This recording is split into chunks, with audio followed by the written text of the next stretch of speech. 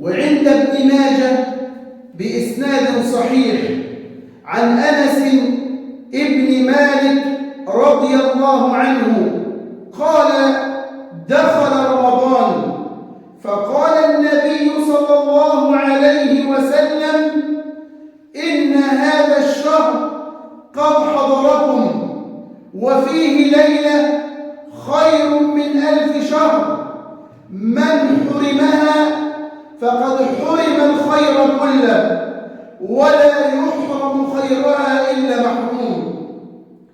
إن من أجل نعم الله تبارك وتعالى التي أنعم الله عز وجل بها على هذه الأمة هذه الليلة المباركة، ليلة القدر، ليلة الشرف، ليلة الفضل، الليلة الموعودة، الليلة المعظمة، وقد اختصها الله تبارك وتعالى من بين الليالي كما اختص هذا الشهر الذي نحن بصدده من سائر شهور السنة، كما اختص الله تبارك وتعالى الرسل من بين الخلائق. هذه الليلة تتنزل فيها الملائكة، بل ينزل فيها جبريل عليه السلام.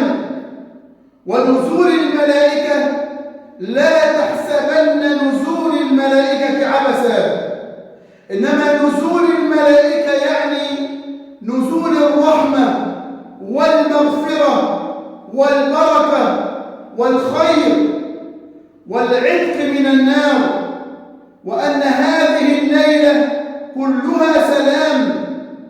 فالله تبارك وتعالى اختص هذه الليلة ومنحها لهذه الأمة. قال الله تبارك وتعالى في محكم آياته: إنا أنزلناه في ليلة القدر.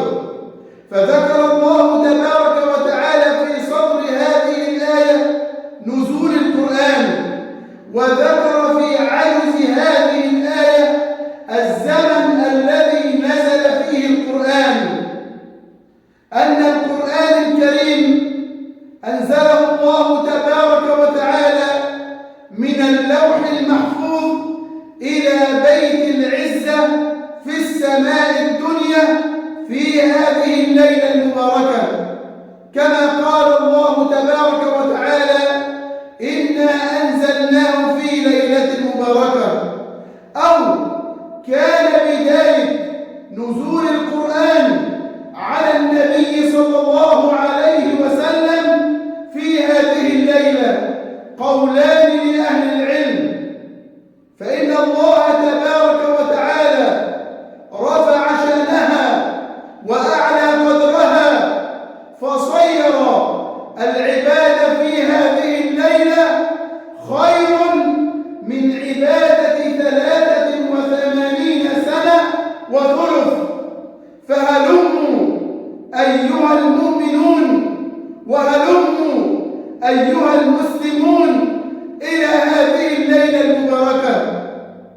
وليس هذا فحسب، فإن النبي صلى الله عليه وسلم قال: من قام ليلة القدر إيمانا واحتسابا غفر له ما تقدم من ذنبه. فأضف إلى أن عبادة هذه الليلة خير من عبادة 83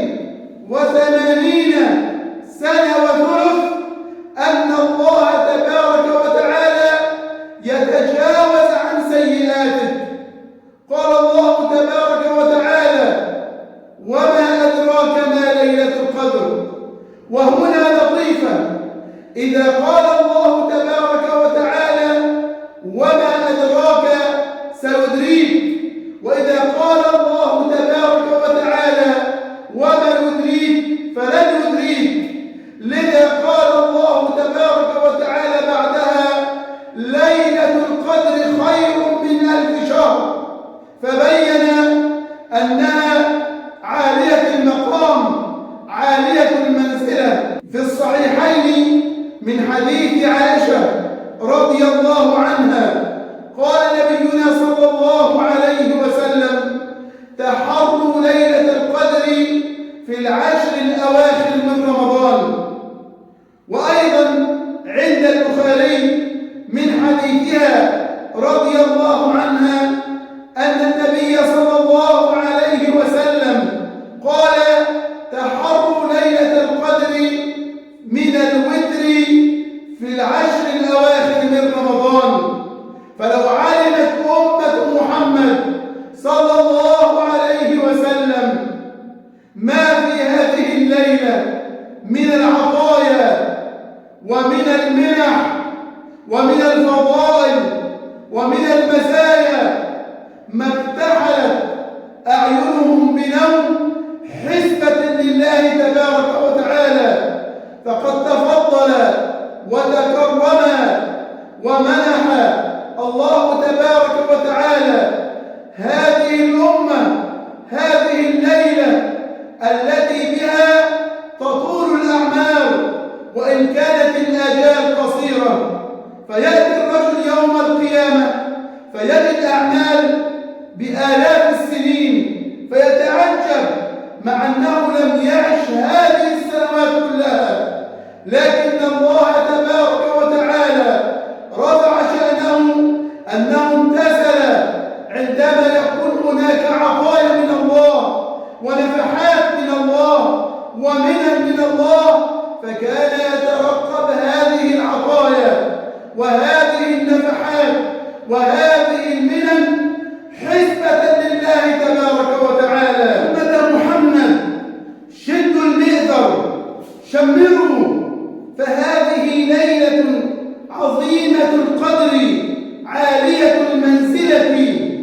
أحيوا ليلكم، أيقظوا أهلكم، اجتهدوا في العبادة بالقيام والاستغفار والدعاء